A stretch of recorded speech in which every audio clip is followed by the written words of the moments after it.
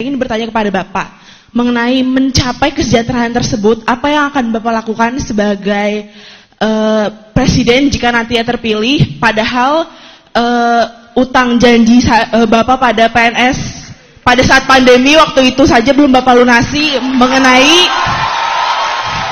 mengenai pinjaman gaji para PNS yang Bapak gunakan untuk menangani pandemi pada saat itu. Beberapa PNS menyatakan bahwa beberapa persen dari gaji mereka belum dikembalikan oleh Bapak. Jadi bagaimana pertanggungjawaban Bapak nantinya? Mantap.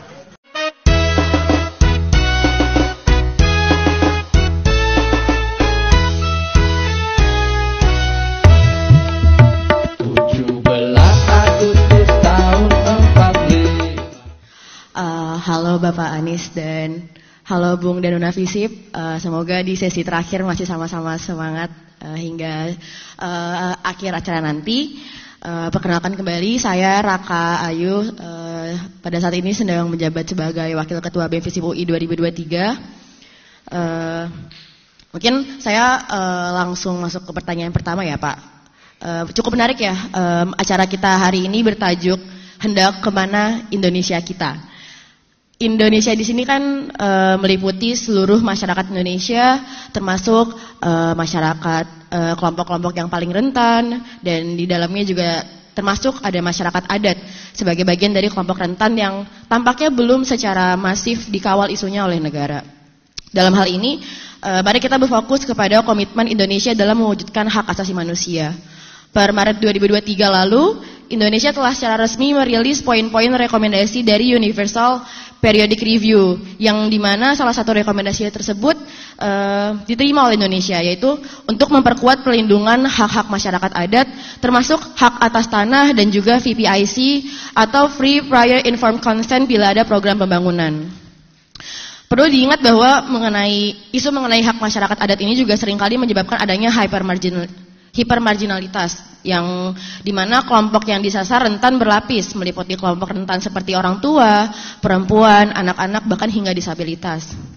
Kita sudah memiliki RUU Masyarakat Adat yang bahkan telah masuk di Prolegnas 2024. Namun, isu yang cukup disoroti oleh beberapa akademisi dan juga aktivis yang bergerak di isu ini adalah definisi serta diksi pemaknaan dari masyarakat adat itu sendiri yang seringkali masih bersifat begitu kriterial, seperti adanya sekelompok orang yang hidup secara turun-menurun di wilayah geografis tertentu, memiliki asal-usul leluhur dan atau kesamaan tempat tinggal, identitas budaya, hukum adat, hubungan yang kuat dengan tanah dan perlindungan dan lingkungan hidup, serta sistem nilai yang menentukan perata ekonomi, politik, sosial, budaya, dan hukum.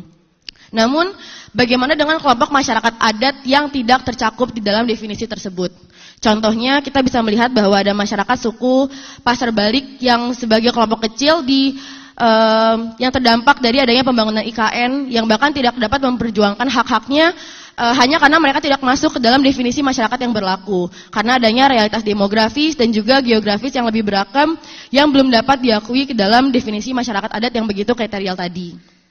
Bagaimana kiranya menurut Bapak negara bisa memfasilitasi serta mengantisipasi hal tersebut, dan apa yang seharusnya negara lakukan dan dengan melakukan langkah yang konkret seperti apa? Itu pertanyaan pertama terkait masyarakat adat. Yang kedua, merujuk ke materi tadi juga, Bapak Anies tadi melihat bahwa untuk mencapai persatuan di Indonesia ada 3 variabel utama yang diperlukan untuk mewujudkan kesetaraan dan keadilan. Di antaranya adalah kebutuhan pokok, akses pendidikan, dan juga kesetaraan. Saya tertarik untuk berfokus kepada poin pemerataan akses kesehatan. Salah satu isu yang masih urgent hingga sekarang adalah realitas akses menuju aborsi yang sehat dan aman bagi setiap kelompok. Dalam hal ini, pada Maret 2023 lalu, Indonesia juga lagi-lagi telah menyatakan komitmennya untuk mengadopsi rekomendasi UPR atas harmonisasi UU dan juga kebijakan untuk memastikan akses kepada pelayanan aborsi yang aman. Apabila merujuk kepada UU nomor 36 tahun 2009 tentang kesehatan, memang telah disebutkan bahwa setiap orang dilarang melakukan aborsi dengan adanya pengecualian. Yang pertama, adanya indikasi medical condition, yang kedua kehamilan akibat perkosaan. Namun untuk persyaratan kedua, di mana aborsi bisa dilakukan apabila ada perkosaan, masih juga dilandasi oleh persyaratan bahwa aborsi oleh korban perkosaan hanya dapat dilakukan atas syarat 40 hari setelah menstruasi. Tentunya hal ini masih menjadi perdebatan, sebab bagaimana jika kehamilan baru diketahui misalkan 1 hari sebelum menstruasi? Bagaimana dengan perempuan yang dipaksa dan ditekan atas berbagai faktor relasi kuasa untuk tidak menggugurkan janin hasil perkosaannya? Bagaimana jika hal ini terjadi kepada para korban yang masih anak sekolah, yang harus melahirkan dan membesarkan anak yang bahkan mereka tidak ingin lahirkan dan besarkan?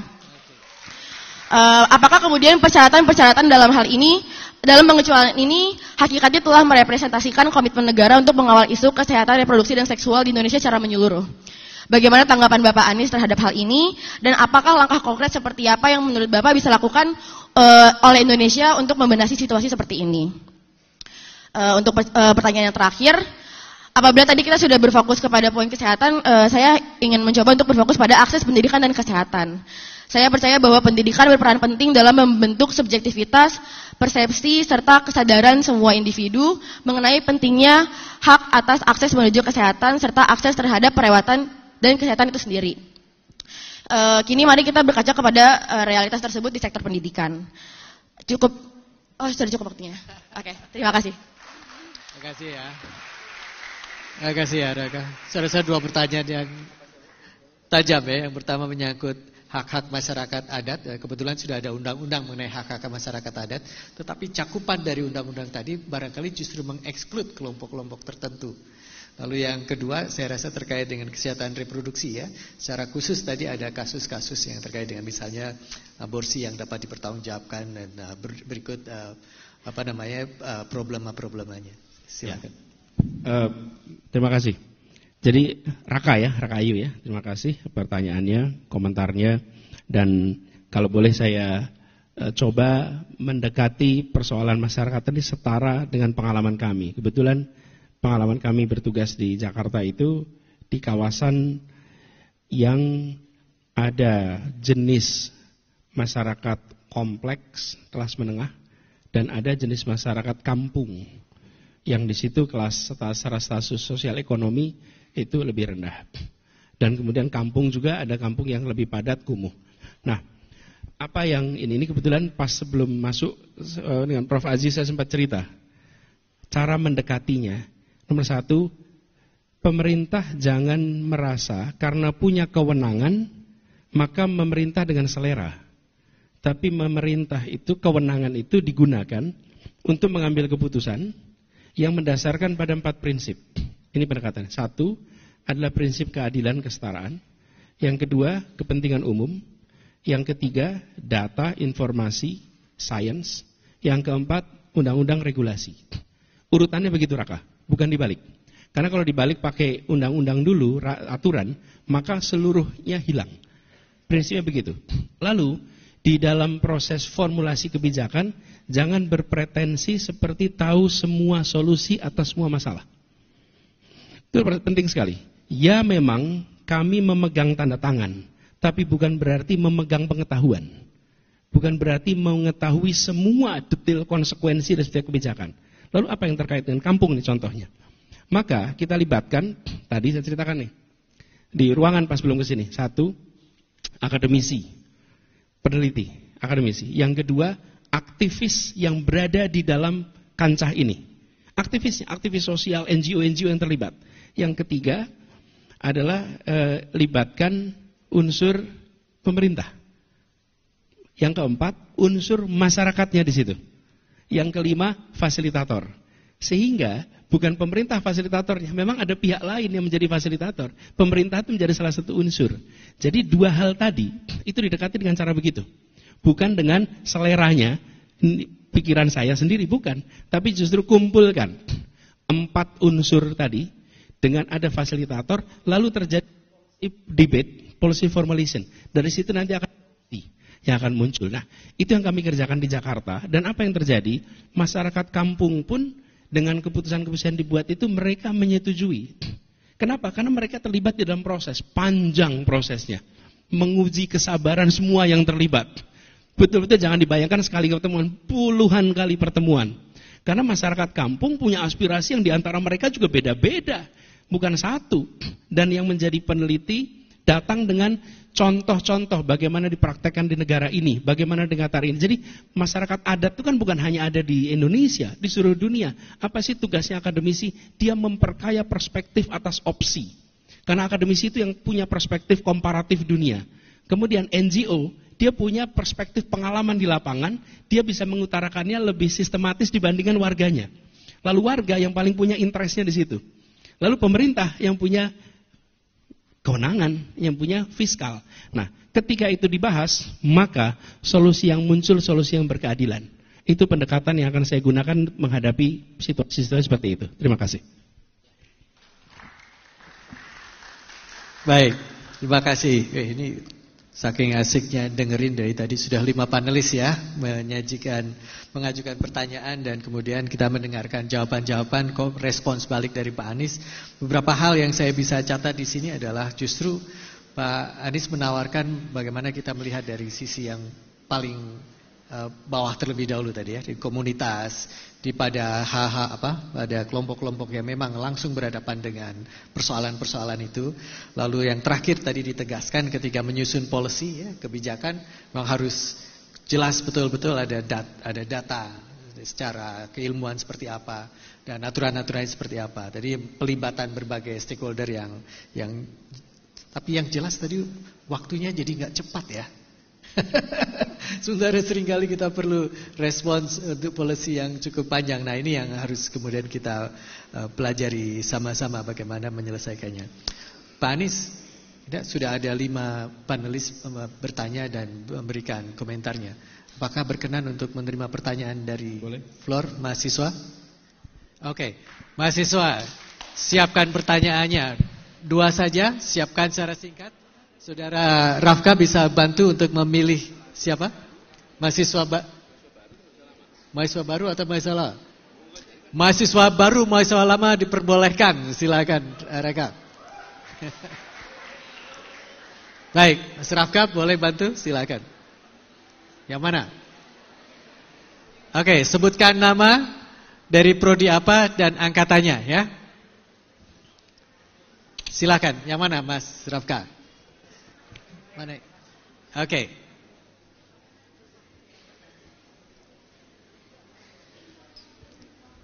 Silakan. Sebelah mana?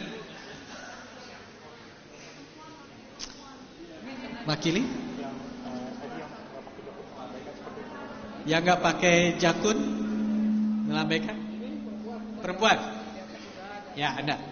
Ya, Anda. Ya. Baju putih ya. Satu lagi? Perempuan lagi. Yang kerudung hitam. Silakan. Nanti kita nyanyi ya. Ya, silakan. Oke, baik. Terima kasih Mas Haji atas kesempatannya dan Mas Nama Anies. prodi Ya. secara singkat ya. Oke, baik, perkenalkan nama saya Farah Alfariza Kurniawan dari prodi Ilmu Politik. Panggilannya? Ini buat di sini.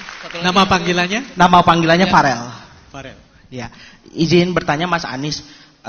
Apabila Mas Anies terpilih menjadi presiden nantinya, menjadi presiden ke-8, ya, izinkan saya melanjutkan bahwa saat ini sebelum pendaftaran Mas Anies didukung oleh 3 partai yang misalkan nantinya akan terpilih, berarti akan 3 partai menjadi tim pemerintah. Sedangkan Mas Anies pasti punya kebijakan. Dan kebijakan pasti ada dasar hukumnya, yaitu undang-undang ataupun peraturan lainnya yang harus disetujui oleh DPR. Apabila misalkan DPR hanya yang mendukung pemerintah adalah 3, berbanding dengan oposisi yang lainnya, bagaimana strategi Mas Anies untuk bisa membuat kebijakan yang bisa diterima oleh seluruh fraksi, khususnya di DPR, agar kebijakan-kebijakan yang Mas Anies harapkan ataupun yang dirancang oleh Mas Anies dan tim pemenangan ataupun tim lainnya dalam merancang Indonesia kemana ke masa hadapan itu seperti apa? Terima kasih.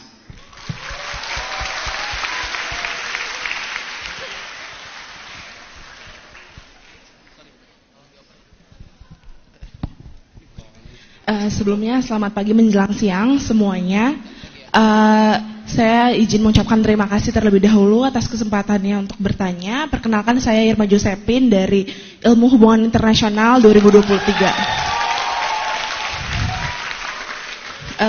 Sebelumnya dari pemaparan sampai tanya jawab oleh para panelis pada hari ini, Pak Anies Baswedan seringkali menyebutkan kata kesejahteraan dalam jawaban maupun pemaparannya.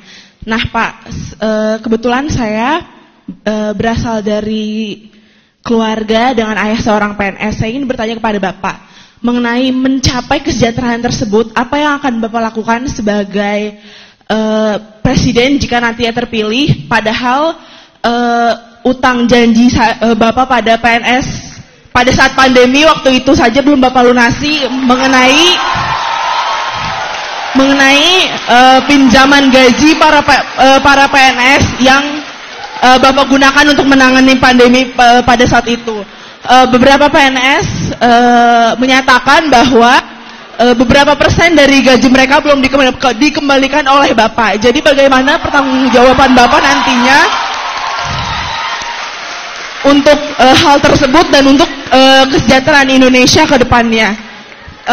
Saya juga menyadari bahwa ada beberapa pertanyaan daripada para panelis di depan tadi yang belum sempat Bapak jawab, yaitu mengenai strategi diplomatik Indonesia sebagai pemimpin global dan juga mengenai realitas permasalahan aborsi yang belum terselesaikan dan belum mencakup korban-korban kekerasan seksual di Indonesia ini. Terima kasih.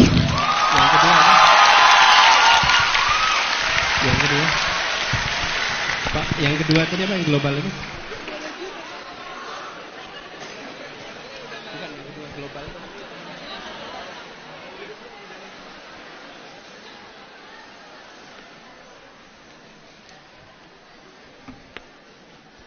Baiklah, sebelumnya terima kasih atas kesempatannya. Perkenalkan, nama saya Alia Alkaltsar, saya dari jurusan Antropologi Sosial. Oke, baik, pertanyaan saya yang pertama adalah, jadi Pak, yang seperti yang kita ketahui bahwa sebenarnya kontribusi dalam pemilu itu ibu-ibunya lebih banyak Pak. Jadi kalau kita bisa lihat, kalau misalnya lagi pada pemilu tuh, pasti lebih banyak ibu-ibu yang banyak kontribusi kan, kayak ayo kita pilih Pak Anies, ayo kita pilih bapak-bapak yang lain dan sebagainya. Tapi Pak, apakah sebenarnya para ibu-ibu ini sudah mendapatkan semacam sosialisasi gitu Pak? Sepertinya tuh sebagaimana sih Pak, seorang pemimpin yang baik itu seperti apa dan apa yang sebenarnya Bapak sedang tuju? Dan pertanyaan saya adalah, apakah sebelumnya sudah ada sosialisasi mengenai untuk memilih pemimpin yang tepat untuk masa depan nanti kepada ibu-ibu khususnya Pak? Nah, dan berikutnya pertanyaan saya adalah, Pak, kita teman-teman yang sudah mendapatkan beasiswa LPDP itu selalu digetolkan gitu ya Pak, bilang katanya kuliah yang jauh jangan lupa pulang. Tapi gimana kalau misalnya kita ketika pulang sumber dayanya tuh tidak mengkualifikasi kita sebagai seorang mahasiswa Pak. Jadi kita selalu diberi tahu bahwa ayo pulang, berikan dampak ke negara kita sendiri. Tapi ketika kita pulang, justru kita sebagai SDM yang berkualitas malah disia-siakan Pak. Jadi bagaimana Pak kontribusi negara untuk kita sebagai SDM yang memang berkualitas? Terima kasih. Terima kasih ya, 3 penanya mahasiswa. Pak Anies, kalau panelis-panelis saya yang bertanya saya agak tenang. Kalau mahasiswa yang bertanya saya nggak begitu tenang nih Pak Anies. Udah bener Pak, begini Pak. Sudah seharusnya seperti ini. Ya, harus begini ya. Betul. Harus begini. Terima kasih. Silakan Pak Anies. Ya. Di sini letak serunya kampus. Jadi ada kebebasan berekspresi. Nah, pertama begini, Farel, terima kasih. Ketika tadi Farel cerita tentang partai yang mengusung, lalu bagaimana nanti mengatur kebijakannya. Ketika di DPR kemudian berada dalam posisi bukan mayoritas. Ya. Nah, tentu secara umum kita ingin agar perolehannya di pemilu juga tinggi. Itu prinsip nomor 1. Karena itu yang diperjuangkan bukan hanya eksekutif, tapi juga legislatif. Tapi pada akhirnya kekuatan proposal kebijakan itu pada konten kebijakannya. Ketika kebijakannya itu berorientasi kepada masyarakat banyak, memberikan manfaat, maka eksekutif, pemerintah itu bisa mengkomunikasikan pada publik dan meminta dukungan publik. Karena untuk kepentingan masyarakat. Nah, kami merasakan ketika di Jakarta dulu, saya mengikuti pilkada tidak bersama dengan pileg. Jadi partai yang mendukung, ada 9 partai di dalam DPRD, dan yang mendukung kami hanya 2. Yang 7 tidak dalam posisi mendukung. Tapi apa yang terjadi? Persuasi, sampaikan gagasan yang tadi saya sampaikan, gagasan-gagasan disampaikan, argumen dibangun, data-data dikumpulkan, sehingga itu menjadi sebuah kekuatan. Jadi kita melihat kekuatan ide, kepentingan umum itu sebagai faktor terbesar. Nah, kalau kebijakannya, nih contoh nih, kalau kebijakannya tidak mementingkan kepentingan umum, ya, kemudian dia partisan, maka dia perlu otot politik buat jalan. Karena kalau tidak ada otot politik, ide itu nggak bisa jalan. Kenapa? Karena dia tidak menggunakan data, dia tidak menggunakan dasar saintifik, karena itu dia butuhnya otot politik. Tapi ide yang baik, ide yang memberikan manfaat pada orang banyak, itu idenya sendiri punya otot, gitu. Idenya sendiri punya daya tarik, idenya sendiri bisa jalan. Jadi saya melihat bahwa cara itu yang harus kita gunakan, gitu ya, Farel. Terima kasih.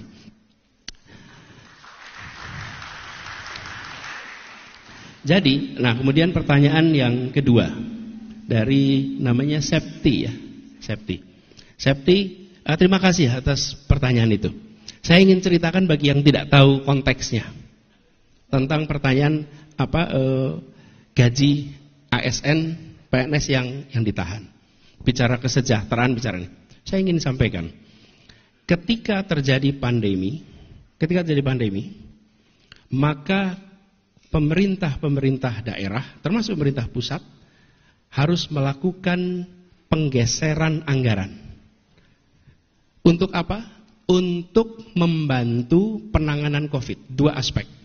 Aspek kesehatan dan aspek jaminan sosial. Kenapa jaminan sosial? Karena warga diminta untuk di rumah.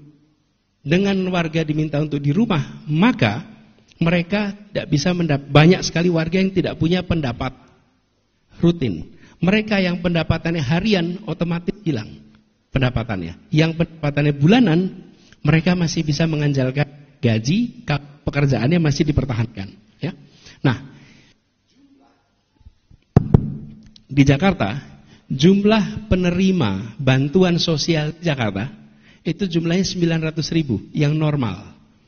Ketika terjadi pandemi, maka tukang bakso tidak jualan, kaki lima tidak jualan, tidak jualan, semua itu berada di rumah.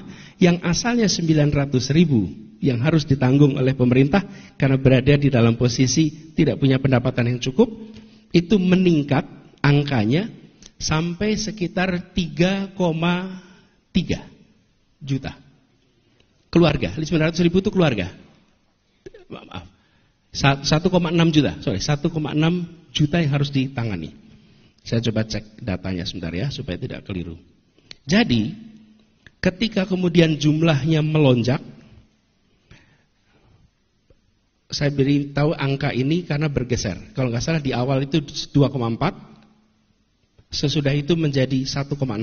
Karena kemudian ada penyesuaian terkait dengan perubahan kondisi mereka. Nah, Anda bayangkan, ketika bantuan sosial yang 900.000 itu, 900.000 keluarga terima, lalu berubah menjadi 2,4 juta yang harus terima. Itu artinya 2/3 penduduk Jakarta harus diberi uang oleh pemerintah, harus diberi bantuan sembako oleh pemerintah. Oke. Jadi saya sebagai gubernur pada waktu itu mengumpulkan ASN dan saya membuat rekaman. Kalau boleh Bung BEM dan itu saya berikan nanti link rekaman, Anda lihat rekamannya. Pada waktu itu saya berbicara pada seluruh ASN. Sekarang ini ada uang nilainya 1,6 triliun mau dipakai untuk 60.000 ASN atau mau dipakai untuk menghidupi 2,4 juta keluarga di seluruh Jakarta. Itu TKD-nya, tunjangan kinerja daerah. Jadi saya katakan pada ASN, kami teruskan uang ini pada Anda dan diterima oleh 60.000 ASN. Atau Anda hibahkan uang ini kepada warga Jakarta dan beritahu anak istri, suami, bahwa uang itu bukan diberikan untuk pemerintah. Uang itu diberikan pada tetangga Anda yang hari ini tidak punya pendapatan karena mereka terdampak oleh pandemi. Kabari pada mereka. Kabarkan pada mereka bahwa ini adalah bantuan sosial dari Anda untuk mereka. Jadi ini bukan uang potongan, bukan dipotong untuk kredit, bukan. Ini adalah Anda diminta untuk mengurangi, dan bukan gajinya, tapi tunjangan kinerjanya. Dan di Jakarta, tunjangan itu cukup besar. Jadi kalau Anda masuk ke Jakarta, itu fresh graduate, nilainya bisa 19 juta. Bisa lebih tinggi daripada perusahaan-perusahaan lain. Apa? Kita membutuhkan bantuan ini untuk memberikan, karena kita nggak. Jadi dibagi dua. 25% dihibahkan, 25% ditahan dan dikembalikan ketika anggaran kita sudah kembali. Oke? Jadi 25% itu hibah, memang diberikan. Potongnya 50%. Lalu 25% langsung tidak dikembalikan, 25% dikembalikan. Nah, jadi pemotongan itu bukan pemotongan untuk beli alat kesehatan, bukan pemotongan untuk vaksin, itu pemotongan jadi beras, yang menjadi gula, yang menjadi sembako bagi tetangga-tetangga para ASN yang ada di Jakarta. Itu sebabnya di awal, Prof. Haji, di awal ASN itu menolak ketika mendengar kabar pemotongan, karena mereka terbiasa pemotongan untuk aktivitas-aktivitas macam-macam. Setelah dijelaskan bahwa ini langsung untuk sembako, saya katakan pada mereka, lihat dada Anda, di situ ada tulisan abdi negara. Jalankan tugas sebagai abdi negara, berikan 50% itu karena Anda adalah yang terdepan untuk merawat Indonesia kita. Oke? Nah, 25% harus dikembalikan. Kapan dikembalikannya? Ketika APB DKI Jakarta sudah kembali. Kenapa? APBD kita 80 triliun, kontraksi, kehilangan kehilangan tinggal 48%, kehilangan 52%. Anda bayangin, tidak pernah ada dalam sejarah. Dan saya merasa bersyukur sekali, Tuhan mentakdirkan saya menjadi pemimpin di Pemprov DKI Jakarta ketika menghadapi hantaman yang luar biasa itu. Itu pengalaman menghadapi sebuah krisis yang beyond imagination. Kalau Anda, Pak Rektor, Pak Dekan menerima atau hilang 50%, apa yang dikerjakan coba? 50% hilang coba. Saya bersyukur Tuhan mentakdirkan itu. Dan ini adalah bentuk-bentuk kekayaan pengalaman. Dan sekarang pelan-pelan uang itu harus dikembalikan.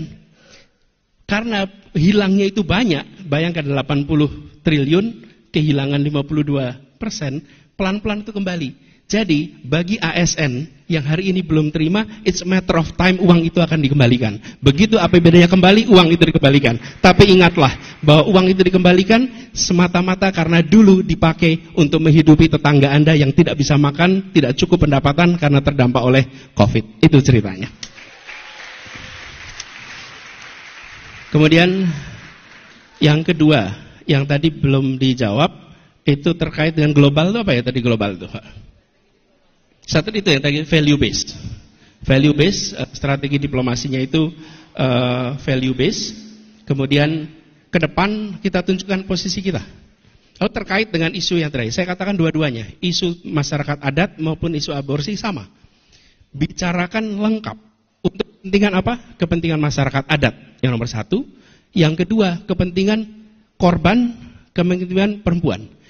Jika bicara tentang perempuan, maka bicaranya bukan hanya dalam kasus kecil ini, kasus mikro, tapi bicarakan dari mulai menghormati perempuan, membuat agar mulai dari catcalling itu menjadi sesuatu yang salah, sampai kepada bagaimana kita menghargai perempuan. Saya sering sampaikan, kalau kita lihat ini mindset kita harus diubah, pandang perempuan sebagaimana kita memandang ibu kita. Jadi hormati, hargai, lindungi. Dan di masyarakat ada 4 dari sini, perempuan, anak, lansia, penyandang disabilitas. Bila negara memperhatikan 4 itu, maka sisanya yang lain akan lebih baik. Nah, jadi terkait pada aborsi sama. Seperti juga masyarakat adat, kumpulkan siapa saja pakarnya, masyarakat korbannya, NGO yang selama ini menangani para korban. Oke, kemudian unsur pemerintah, lalu kemudian fasilitator, Dan disitulah kemudian memunculkan policy option. Tapi ujungnya apa? Kepentingan korban, kepentingan perempuan yang nomor satu. Gitu jawabnya. Sama saja dua-duanya. Pak Anies, saya rasa yang terakhir tadi mengenai pendidikan politik atau sosial politik untuk kaum ibu ya, perempuan ya. Ya. Terima kasih. Boleh, makasih. Yang terkait terakhir ini, maaf namanya siapa tadi, Pak? Bu Alia. Alia, terima kasih. Jadi, ibu adalah faktor yang sangat penting. Menurut saya bukan hanya dalam urusan politik, tapi tiang negara, tiang keluarga, dan penentu sangat mendasar pada pembekalan pendidikan anak-anaknya. Nah, mereka menjadi bukan hanya aktif di dalam aktivitas keluarga, tapi kalau saya melihat pembangunan ke depan terkait kesejahteraan, kita harus mengandalkan peran ibu. Saya mau cerita Jakarta saja, Pak.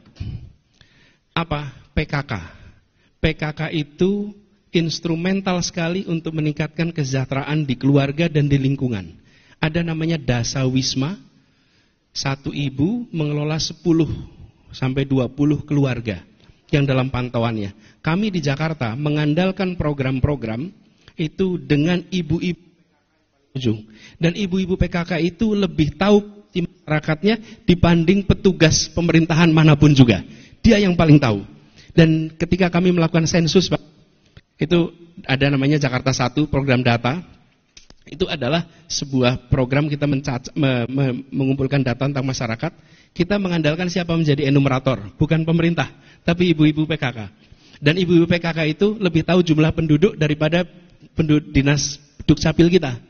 Kenapa? Dia tahu rumah ini isinya berapa, rumah itu isinya berapa, kos-kosannya berapa, siapa sehat, siapa sakit.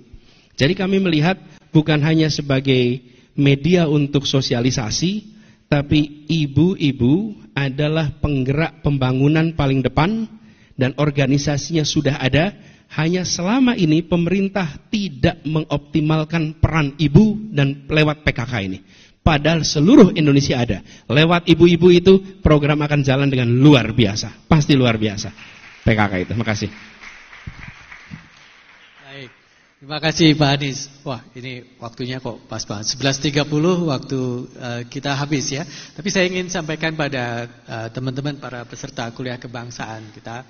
Pagi ini dari pagi sampai menjelang siang ini kita sudah mendengarkan paparan dari Pak Anies Rashid Baswedan, sudah mendengarkan pertanyaan-pertanyaan dari panelis dan sudah juga berkesempatan untuk mengajukan pertanyaan secara langsung ya, terutama untuk para mahasiswa. Ada beberapa hal yang kita mesti garis bawahi dalam konteks kuliah kebangsaan kita, kemana arah negara kita dituju. Berdasarkan saya rasa pengalaman Pak Anies di pemerintahan sebagai akademisi, lalu kemudian gagasan-gagasan yang ditawarkan, mudah-mudahan bisa kita lihat jelas. Tapi saya sangat ingin menggarisbawahi aspek yang Pak Anies tadi sampaikan ya. Data harus ada, scientific method untuk kemudian mewujudkan itu menjadi policy, misalnya transform ke policy. Lalu kemudian bagaimana menggagas pentingnya memperhatikan komunitas, bisa komunitas itu bisa perempuan, bisa korban, bisa masyarakat adat. Justru bukan dari konsep atau dari peraturannya ya, tapi dari yang menjadi bagian dari subjek yang akan terpengaruh oleh kebijakan itu sendiri.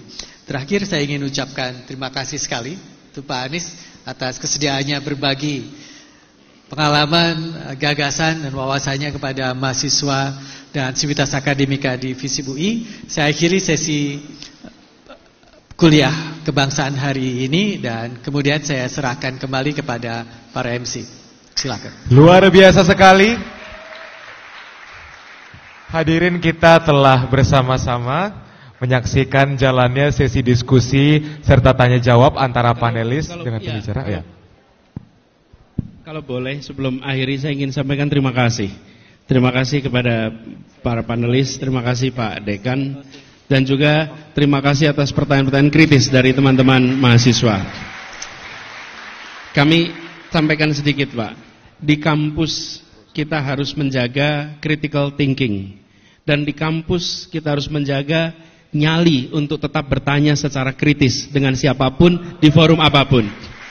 Jangan sampai nyali itu hilang.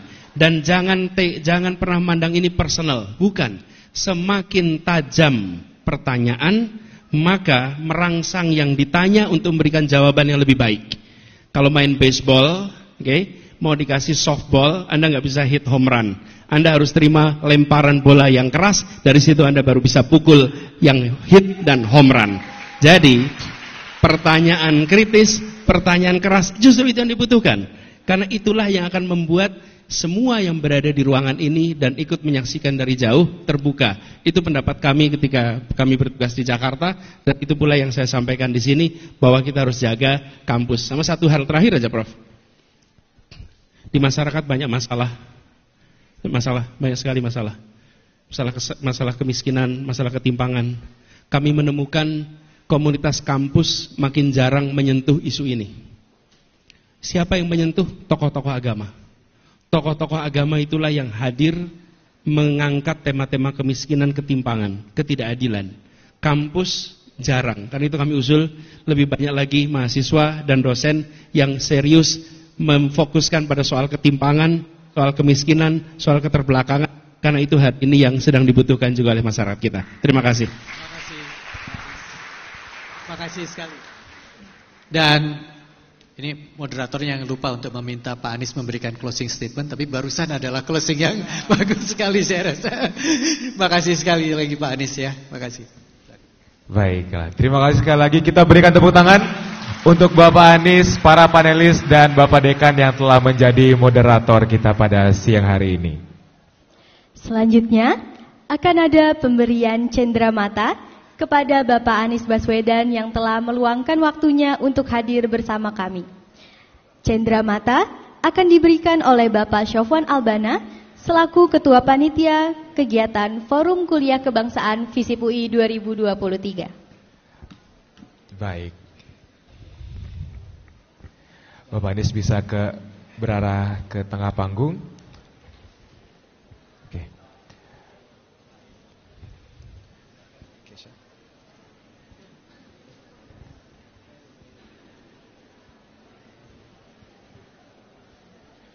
Momen ini tentunya dapat diabadikan. Kita berikan tepuk tangan yang meriah